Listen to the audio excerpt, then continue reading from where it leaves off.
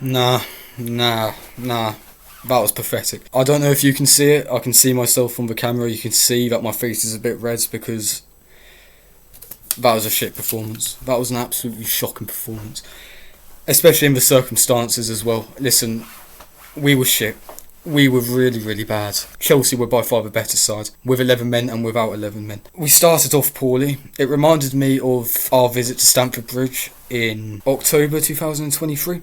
We just couldn't string any more than 3 passes together. Chelsea were suffocating us with their press, especially as the first half wore on. And then Caicedo, being a mouthy little, proves the shin-kicking allegations correct by almost breaking Marino's leg and getting himself sent off, trying and failing miserably to pretend that he was injured and get away with it. It was a stonewall red card. But Caicedo felt like he could challenge like that because Anthony Taylor lost control of the game. And that is for both sides, obviously. I'm not having a go at the referee in terms of us dropping points here. I felt early on he was allowing some players to get away with things and then booking other players. For what reason? For doing less innocuous challenges than the ones that he let go. And listen, I think by about the half hour mark, there are about God knows how many stoppages in play. There were so many bookings for both sides. And Caicedo felt like in that environment he could get away with it because Anthony Taylor was so inconsistent with letting some challenges go and punishing some. We only had one decent chance that I remember in that first half, and that was Martinelli's P roller, pretty much straight at Robert Sanchez, although he somehow managed to parry it anyway. Good interchange with Declan Rice. That was the extent of our threat in the first half, by the way. It was awful. Chelsea were far better. Esteval, we were very lucky that he didn't keep a shot down at one stage. I think Raya saved well from Enzo Fernandez. I think Esteval had another chance. It was a game of few chances. There was a lot of niggly injuries. There was a lot of tactical fouling. There was a lot of gamesmanship in terms of trying to get Arsenal players sent off, trying to get Chelsea players sent off. Couldn't the football just start earlier, lads? It was such a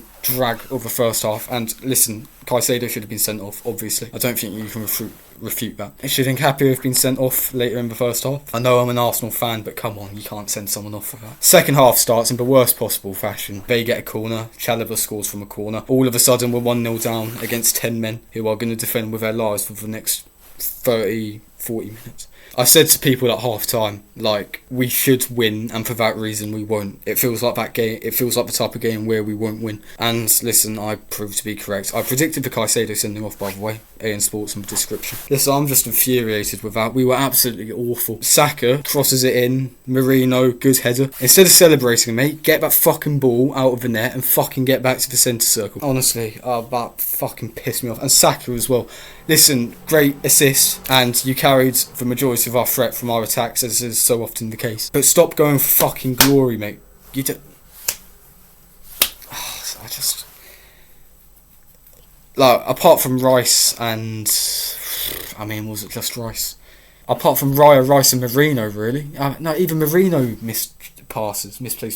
Apart from Raya and Rice, I thought we were really poor. We got it to 1-1. We just couldn't get a hold of the game. Chelsea were playing well. They were hounding us, pressing us. We were fouling them. We were getting sucked into their game. It was so poor. And that is not how you win the league title. I'm sorry. Predicted Manchester City to win the league. Yes, they look poor. Yes, they scraped it in the last minute against Leeds. But how poor have Man City looked in the majority of the first 19 games under Pep Guardiola before going on a majestic winning run and winning the fucking league again? Too many times, and this is going to be another one of those costly points, especially against 10 men as well. Marino, Robert Sanchez with another parry. We didn't create much. There weren't many chances, to be honest. If you were a neutral, you probably found that game quite boring. But, mate, it's just not good enough. It really isn't. Against 10 men.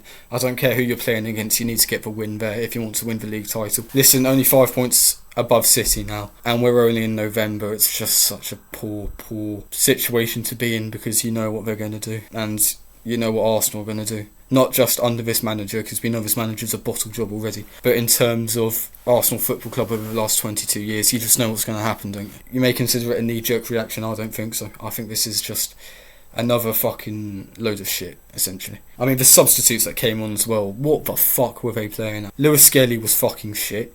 Erdegaard was fucking shit.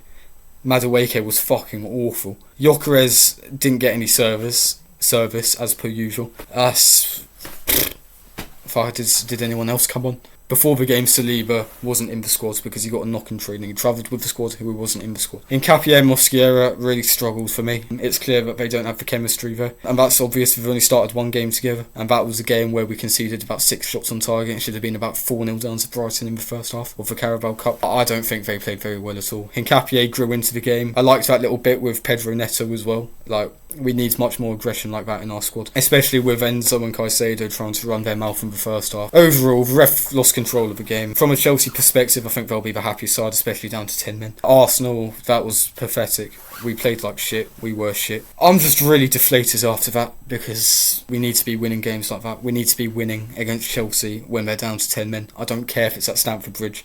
I don't care if they got a good result against Barcelona in midweek and they had a day's extra rest than us. I don't care. We've got a squad now. Utilise it. I'm sorry, I don't care if Chelsea are a good side. If you want to win the league title, you need to beat 10 men, especially when you're playing a whole half against 10 men. I don't care if it's harder because it's away from home and whatnot and they're going to be harassing us and kicking out at us and all that. I don't care. You've got to fucking win. Fair play to Chelsea because they did what I expected them to do. And they did it very well.